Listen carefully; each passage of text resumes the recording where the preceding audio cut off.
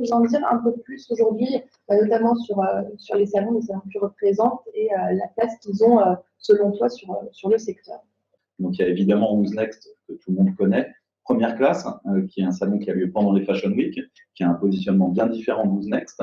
Et à côté de ça, Impact, qu'on a lancé en 2019, qui est dédié à la transition environnementale, à l'accélération de ce mouvement dans les industries créatives, qui a lieu en même temps que Who's Next à chaque édition. Et d'autres salons qui sont venus se joindre à nous, comme Bijorka, qui est un salon qui a 75 ans et qui est dédié à la création bijoux, horlogerie, mais qui est aussi un des piliers de cette filière-là.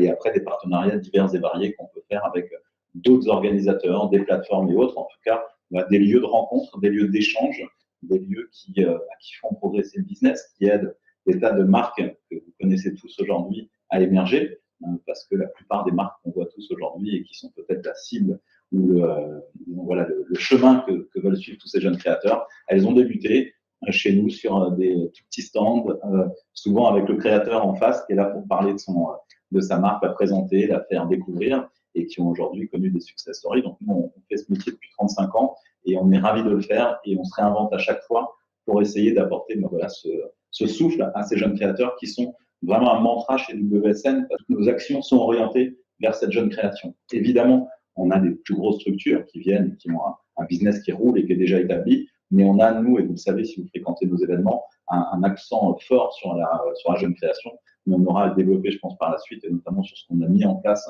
au moment du Covid, avec diverses actions qui nous ont aidés, nous aussi, à nous transformer, parce que c'est important de se transformer. Je veux dire, les marques se transforment, la distribution se transforme.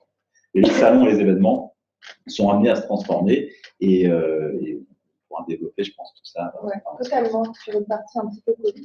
Et du coup, selon toi, aujourd'hui, pour une marque, ça reste indispensable de participer à des salons?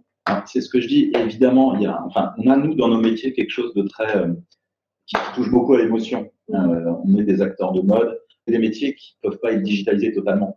Et ça, je le dis particulièrement pour les jeunes marques et pour les distributeurs. Les distributeurs, c'est des gens qui prônent la relation physique avec leurs clients. Nous, on fait un produit, ça se voit, ça se touche, ça se découvre. Une collection, ça se ressent.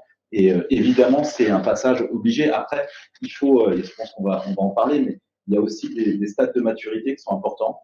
Quand on est trop jeune, il ne faut pas forcément se dire je vais dans un salon ou alors dans un dispositif spécial comme ce qu'on a mis en place. Et puis, il y a un moment donné où les marques, elles ont aussi besoin de travailler leur distribution avec un retail beaucoup plus intégré. Et ça aussi, donc il y a toute une séquence en fait, et c'est ça qui est génial, c'est que il y a différents stades de maturité, et je suis persuadé que vous allez les accompagner en leur expliquant tout ça. Et il faut utiliser le bon produit au bon moment, mais ça s'appelle juste du bon sens en fait. Et utiliser le salon quand il est nécessaire, les plateformes diverses et variées quand elles sont nécessaires, et on le verra même dans les plateformes, il y a des plateformes qui sont peut-être plus pour une certaine typologie de besoins à un instant T, puis après d'autres plateformes qui sont pour d'autres besoins.